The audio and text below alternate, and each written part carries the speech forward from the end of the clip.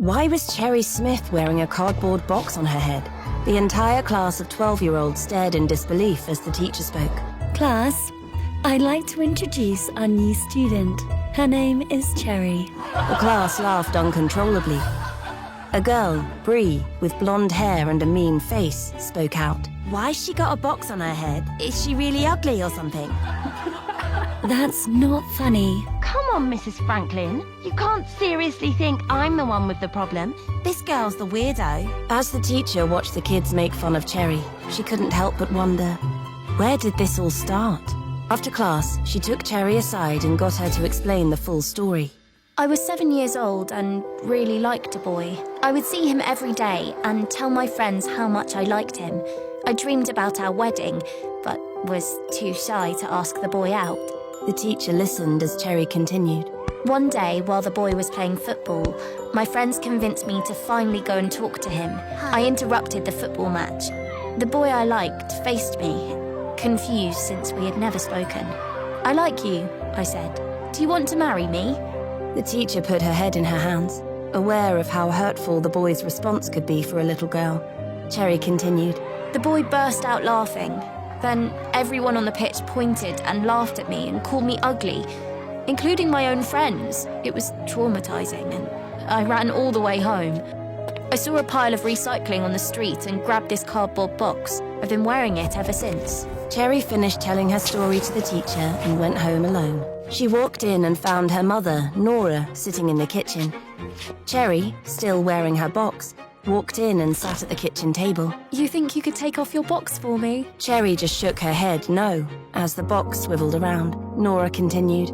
I know it's hard to believe, but I know exactly how you're feeling. I was also bullied terribly. There were many times I wish I had a box on my head too. Mum, kids are way worse today, trust me. You had it easy. Nora wasn't going to argue. She just stared at Cherry, wondering what she did wrong as a single mother.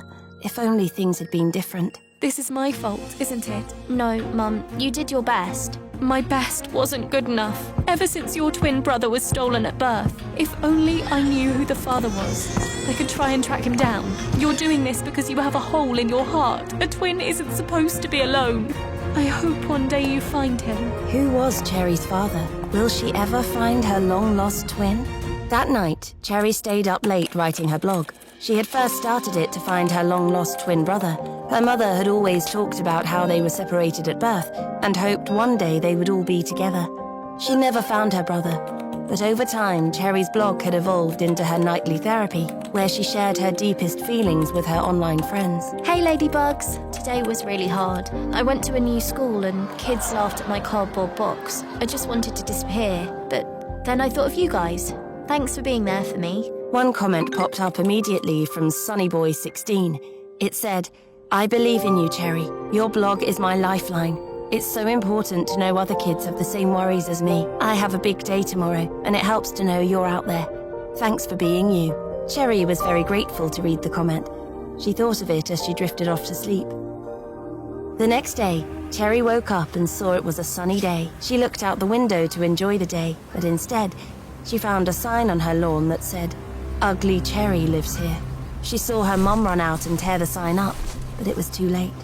Cherry put her box on her head and dragged herself to school, though she could hardly force herself to go in. Eventually, she walked through the yard and immediately was met with insults from bullies. Then the coolest kid in school knocked on her cardboard box. Cherry stepped back, and then his friend tripped her right into a puddle. The cool kid walked up to Cherry and stood over her, holding a sports drink over her head. Show us your face, or I'll pour this drink all over your head. The whole yard stopped to look. 3, 2, 1. The cool boy started to pour when a small boy in a motorcycle helmet pushed him away. The cool kid went flying back into his friends, knocking them down like bowling pins. They got up for revenge, but the bell rang and all the kids went inside.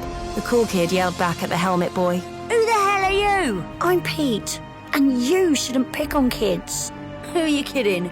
There's no Pete in this school. There is now. I'm new. I just moved to town. Oh, yeah? Well, Pete, I'll see you after school and welcome you with my fist. The cool kid and his friend laughed as they walked into class. Cherry was still lying on the ground, crying under her box. Pete wanted to help, but didn't know what to say. You shouldn't let them upset you. They're the ones with the problem. Cherry couldn't bear for anyone to see her in such distress and ran off as fast as she could. Cherry spent the rest of the day alone, in the corner of the class, silent. At lunchtime, Cherry was eating by herself when she saw a crowd watching the cool kid beat up Pete. She could only watch helplessly as Pete was pommeled. Then, something inside her snapped, and Cherry yelled, Stop hurting him! Everyone stopped and laughed, looking at Cherry and her cardboard box running over. Okay, I'll stop it if you take off that box. We have a deal? There was a hush in the air. Would she do it? When Cherry said nothing, the boy shrugged and loaded up a punch. Wait! I'll do it! Just stop! The whole crowd turned. With all eyes on her, Cherry turned away from everyone and lifted the box from her head. She was getting ready to turn around and reveal her face when Pete jumped up in between the crowd and her. She shouldn't have to take off her box for you or for anyone. It's her decision. Then, Pete threw a handful of dirt at the cool kid and shouted, Run! Cherry ran off and Pete followed her out of the schoolyard. The two of them ran until they couldn't stand anymore. 30 minutes later, they found themselves in a park under a tree. Safe for now. Thanks for defending me. Thanks for helping me too. That was really brave of you. I meant what I said. You shouldn't have to take off your box unless you want to. Pete played with his long hair. Cherry noticed and said, You cover your face too, with your hair. We're not that different, are we? No, we're both pretty shy, huh?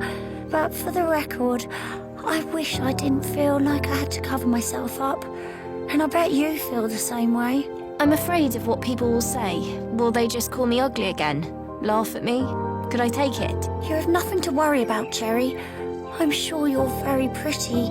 And the important thing is that you live your life, your way. Don't let other people tell you how to live. I like that. Maybe we should both take that advice. Maybe. said Pete, before checking his watch and running off. Gotta go. If I'm late, my dad will kill me. See you tomorrow. That night, Cherry came home late to see her mother asleep on the couch. Her diary was open on her chest. She always read her diary when she was missing her twin brother and thinking about who their father was. Cherry pulled the blanket over her mother before going upstairs. At her desk, she hesitated before she wrote in her blog. I had a really big day today. I'm at a crossroads. Should I finally show my face? What do you guys think? A wave of smiley faces and clapping hand emojis popped up. Then there was a message from Sunnyboy16. It said, I'm so proud of you, Cherry. You've inspired me to do the same thing. Keep being you. That made Cherry smile wide. She looked at the box on her desk. Then she looked at the scissors. With a determined look, she started cutting up the box and throwing it all over the floor. The next morning at school, Cherry arrived early and was nervous. She stood outside for a long time when she saw the back of a boy who looked familiar. She furrowed her brow, and then when he turned around, Cherry was stunned. It was Pete with short hair. They looked at each other like they'd seen a ghost. What made you take your box off? You did, and also this kid on my blog. He really inspired me. He said I should keep being me. Was it Sunnyboy16? Yes. That's me. I love your blog. Seriously, that's amazing. This must be meant to be. They hugged each other. Then, after the initial shock of their discovery, Pete and Cherry started to see the details in each other's faces for the first time. With her box gone and his short haircut, Pete and Cherry could see they were, in fact, twins. There was no denying it. Are you my brother? Are you my sister? This was truly a miracle. Cherry leaned in closer, studying Pete's face, noticing every small detail that matched her own. How is this possible? An uneasy silence fell between them as they both tried to process what was happening. Cherry's thoughts turned to the stories her mother, Nora Smith, had told her about a lost brother. Could it be?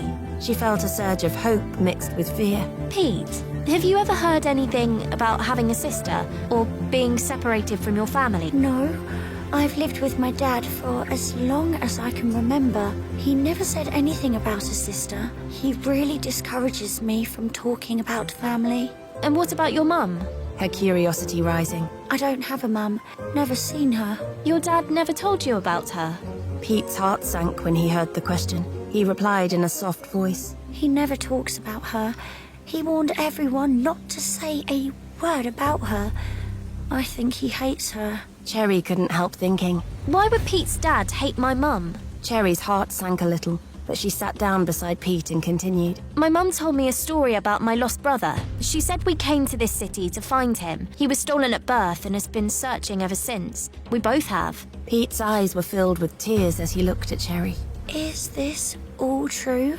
Will I finally have a mum? Cherry nodded, her own emotions welling up. Yes, Pete. You deserve to have a mum's love, and I've never had a dad's love. I want that too. They sat in silence for a moment, the weight of their discovery sinking in. What are we gonna do? Pete asked, his voice tinged with both hope and fear. We need to bring our parents together. But my dad will hate it. He'd never want me to meet your mum. And my mum might get angry if she finds out about all this. She's been through so much already. The two of them sat quietly, the enormity of the situation pressing down on them. Finally, Pete spoke up. Since we look so similar, why don't we exchange places? Cherry's eyes widened at the idea. Exchange places? You mean, like, switching lives for a bit? Yes. I could spend time with your mum and you could spend time with my dad. We could then try to find a way to bring them together. Cherry thought about it for a moment, then a smile spread across her face. Yeah, this way I can try to understand your dad and find a way to bring him close to Mum. Why didn't I think of this? It's a great idea. Pete nodded again, his excitement growing. Exactly. Cherry paused, a thought crossing her mind. Wait a second.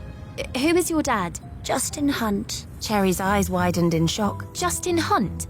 The billionaire, Justin Hunt? Yeah, that's him. Cherry took a deep breath, trying to process this new information. Wow, that makes things a bit more difficult, but I'll try my best. I have to. They spent the next hour planning every detail. Cherry suggested that they make the switch at the upcoming school play on Friday. After the play, we'll go with each other's parents. I'll go with your dad, and you'll go with my mum. We'll switch back on Monday after school. Pete agreed, excitement and nerves bubbling inside him. Okay, I'll take part in the play.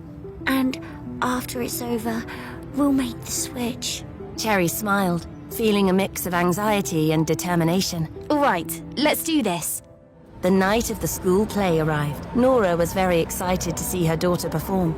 She had always wanted to be a performer, but getting pregnant as a teenager meant she had to give up on those dreams, especially as a single mother. If only I knew who Cherry's father was. It would be easier for Cherry to follow her dreams. I'm just scraping by as it is. And to have a brother to support her would go such a long way. I do hope I find him someday. But who is he? The play had been a whirlwind of excitement and nerves, but Cherry and Pete nailed their parts. They met backstage before the big swap. Good luck. Cherry whispered to Pete, her heart racing with a mix of fear and excitement. You too. Pete replied, eyes wide but determined. With a final nod, they went their separate ways, each stepping into a new world. Will Pete and Cherry's plan succeed? Will their parents find out? Pete's father, Justin Hunt, a tall, imposing man with sharp features, approached Cherry, mistaking her for Pete. Ready to go, son? His voice cool and authoritative. Cherry nodded, her stomach churning with nerves. She followed Justin outside to a sleek black Bentley. Justin opened the door for her, and she slid into the luxurious leather seat, eyes wide with amazement. As Justin got into the driver's seat, Cherry glanced around, marveling at the car's pristine interior. Can we stop for ice cream? Cherry asked tentatively, her voice small. Justin's expression hardened. You should avoid junk food, Pete. It's not good for you. Cherry shook her head, no. Then she bit her lip with disappointment. The rest of the drive to Justin's mansion was a silent one. When they arrived, Cherry's jaw dropped. The mansion was enormous. A sprawling estate with perfectly manicured lawns, towering columns, and a grand staircase leading up to an intricately designed front door. Justin led her in, and Cherry was immediately struck by the extravagance of the interior. The foyer alone was larger than her entire apartment. Go to the study. Your tutor is waiting. Justin instructed, his voice echoing slightly in the vast space. I have an important call to make, but I'll join you shortly to check on your progress. Cherry nodded, her heart racing as she navigated through the house. Every room she passed was more luxurious than the last. Finally, she reached the study. It was a warm, inviting room, with walls lined with bookshelves filled with leather-bound volumes. The room smelled faintly of old books and polished wood, a comforting scent that made Cherry feel a bit more at ease.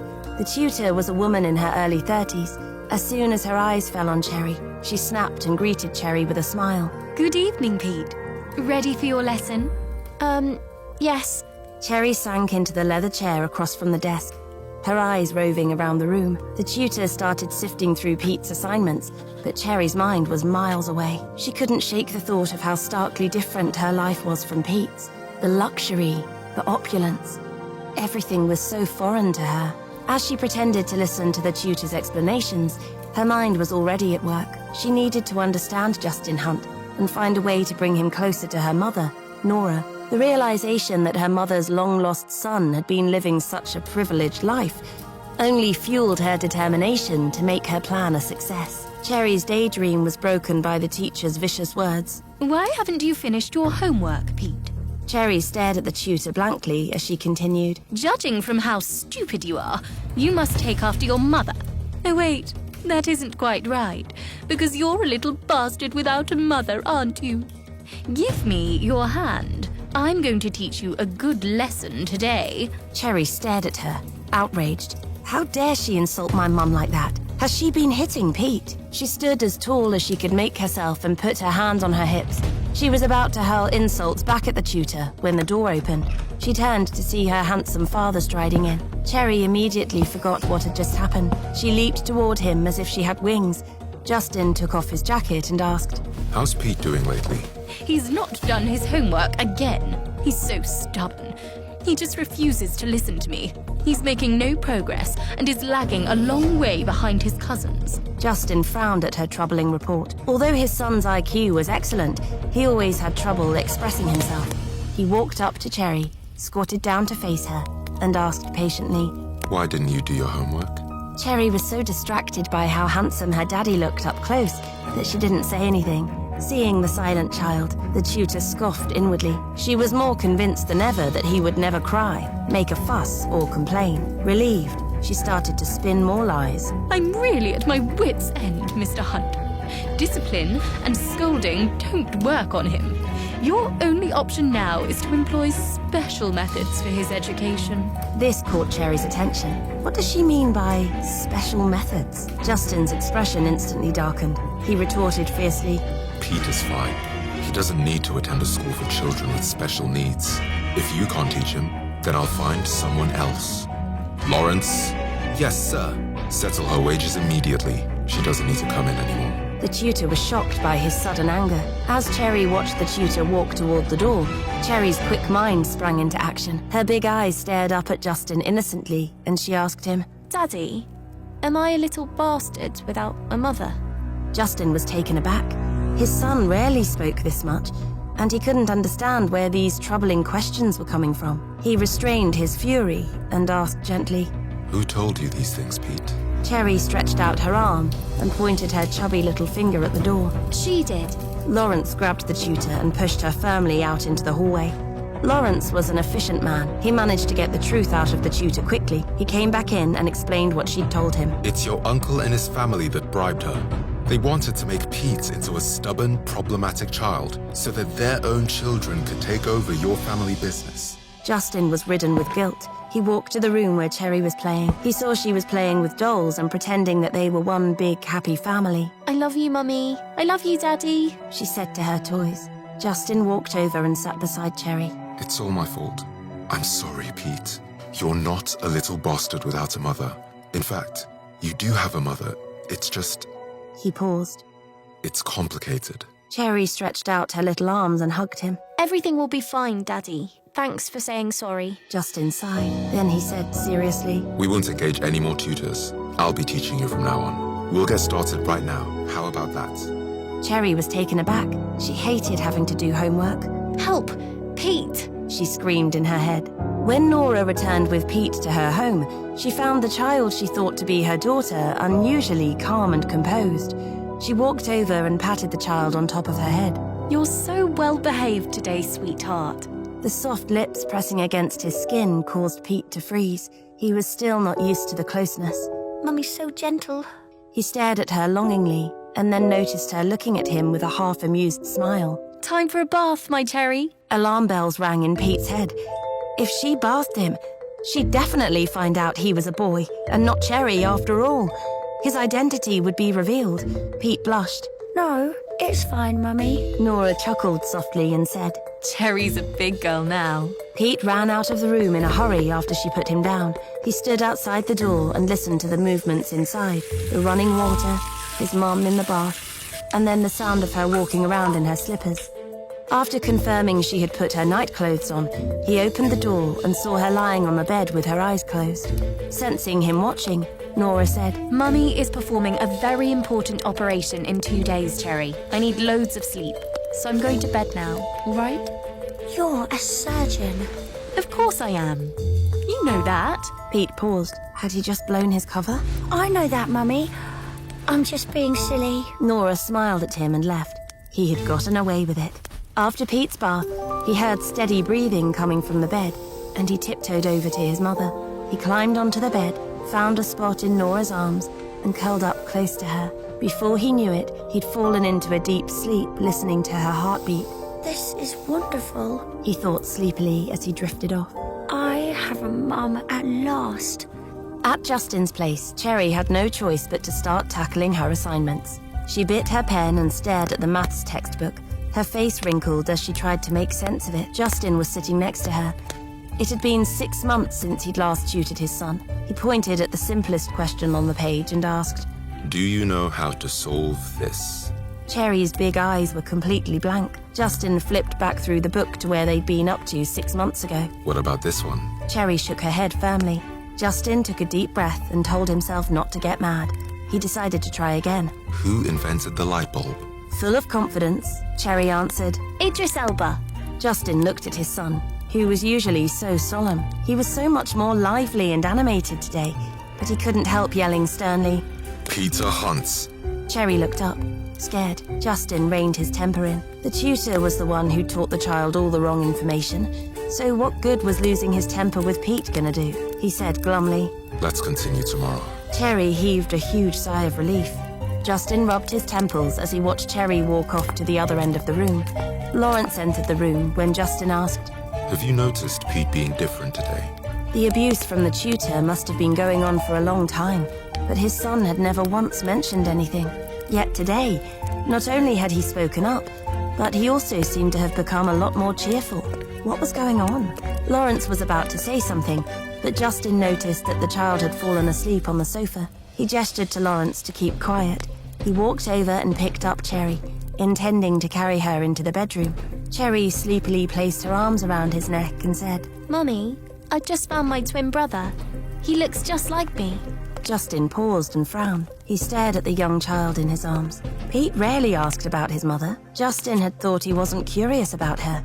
He felt a mixture of complex emotions arising. He carried Cherry into the bedroom and tucked her in.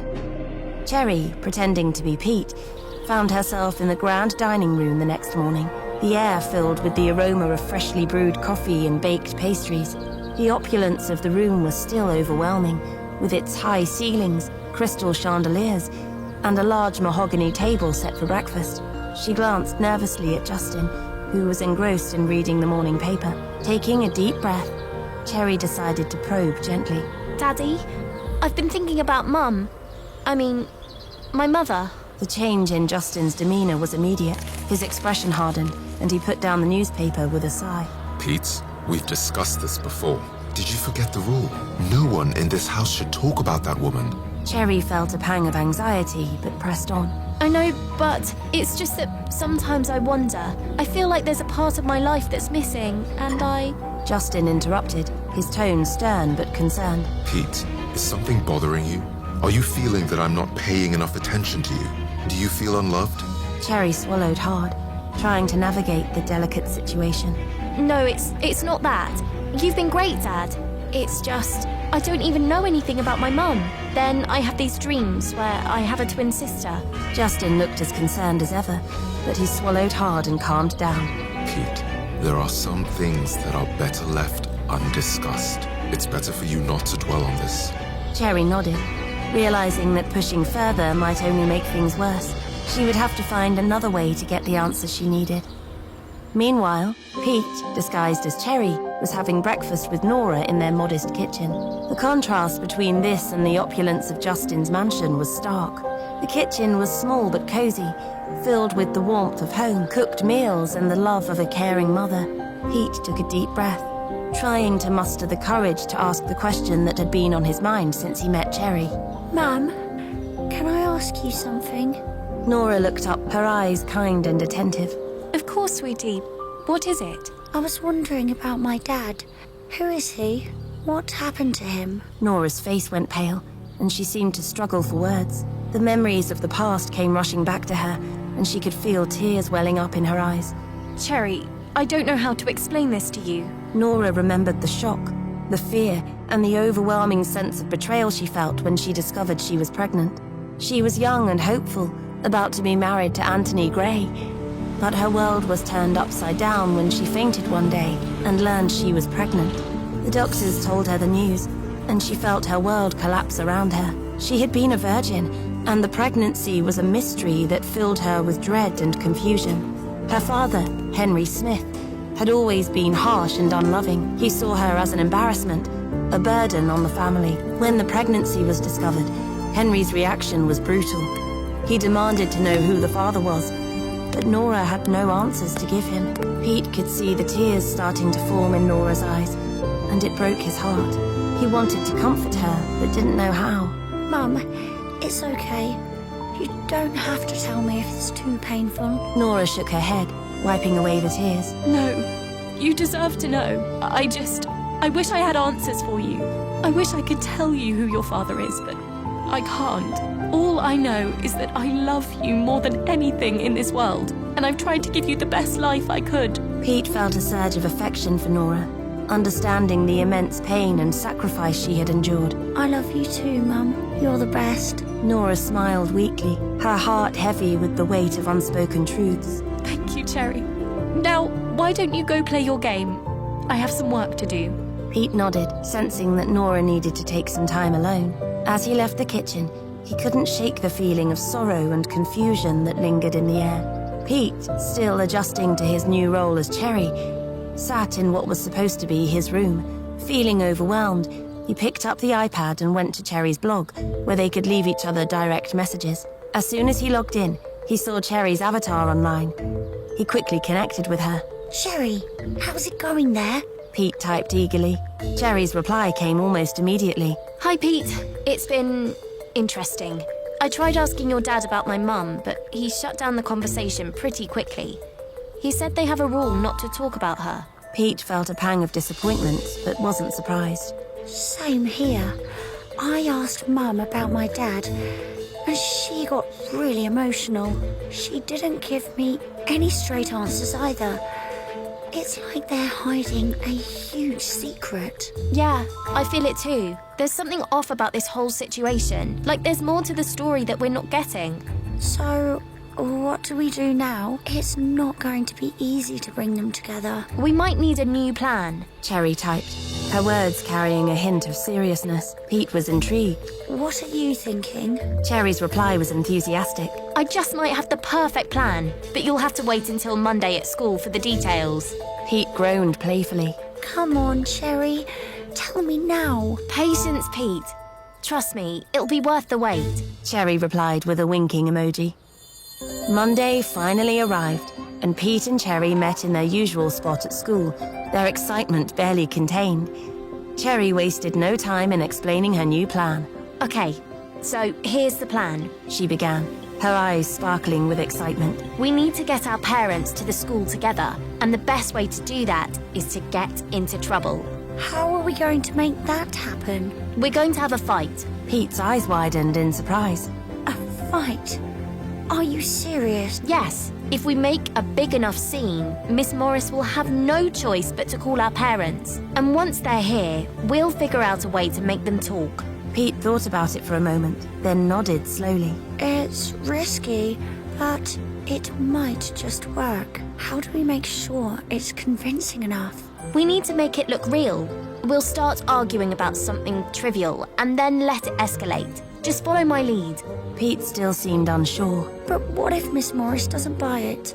what if we get into serious trouble? We won't get into too much trouble. We just need to make enough of a scene to get their attention. Trust me, Pete. We can do this. Okay, Cherry, I trust you, but what should we argue about? That's a good question. How about we fight about taking stuff without asking? Pete raised an eyebrow. You mean like, why did you take my favourite book without asking? Or something like that? Exactly. We can make it really dramatic. Just follow my lead and we'll be fine. Pete took a deep breath, trying to calm his nerves. All right, let's do this. They spent the rest of the morning rehearsing their argument, making sure they knew their lines and reactions. As lunch break approached, they both felt a mix of excitement and nervousness. During lunch, Pete and Cherry put their plan into action. They started with an argument in the hallway, making sure they were in a spot where teachers could see them. Cherry, you can't just take my crayons. Well, how would I know they are yours? You just leave them all over the place. They're mine now. Cherry shot back, crossing her arms. Pete stomped his foot. That's not fair. Their argument quickly attracted a crowd of curious students, their laughter and whispers adding to the chaos. The tension between Pete and Cherry was rising, and their faces were flushed with anger. Pete clenched his fists and took a step closer. The crowd of students started to buzz with excitement. The fight was becoming the highlight of their day. The noise attracted the attention of Miss Norris, who appeared at the end of the hallway, her face stern. What's going on here? She roared, her voice cutting through the chaos. Cherry and Pete didn't break character, continuing their shouting match. You never listen to anyone! Pete yelled, his face red with fake anger. As the argument escalated, Cherry suddenly reached out and pulled Pete's hair. Ow! Let go! You let go first. Miss Morris's patience snapped. She marched over and pulled the two apart, her face red with anger. That's enough. Both of you to the head teacher's office now. As they walked to the head teacher's office, Pete and Cherry exchanged a quick, triumphant glance. Their plan was working. In the head teacher's office, Miss Morris sat them down and glared at them. This behaviour's unacceptable. I've had enough of your disruptions. I'm calling your parents right now. Pete and Cherry sat quietly, trying not to smile as Miss Morris made the calls. The room was filled with a tense silence, the gravity of the situation sinking in. Miss Morris finished the calls and turned back to the two of them. Your parents will be here shortly. In the meantime, I want you to sit here and think about your actions. Pete and Cherry nodded calmly, but inside they were buzzing with anticipation. They exchanged another quick glance, knowing that their plan was moving forward exactly as they had hoped. Nora was the first to arrive at the door to the head teacher's office, anxiety gnawing at her stomach as she peered through the small window of the door. What she saw on the other side made her gasp in disbelief. There, in the room, were two figures who seemed identical. The shock hit her like a physical blow, and for an instant, time seemed to freeze around her. Could this be? Were they my twins the whole time? What did you do now? A shocked male voice entered the room and then stopped immediately at the sight of the twins. It was Justin.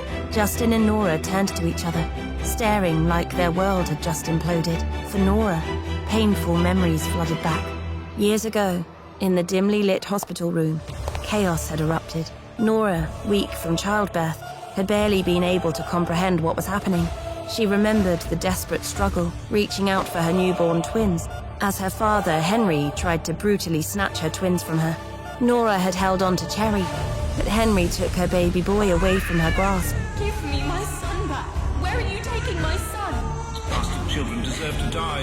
Henry raged. Nora's voice had cracked with anguish, tears streaming down her cheeks as she tried to follow, her body betraying her in its weakened state.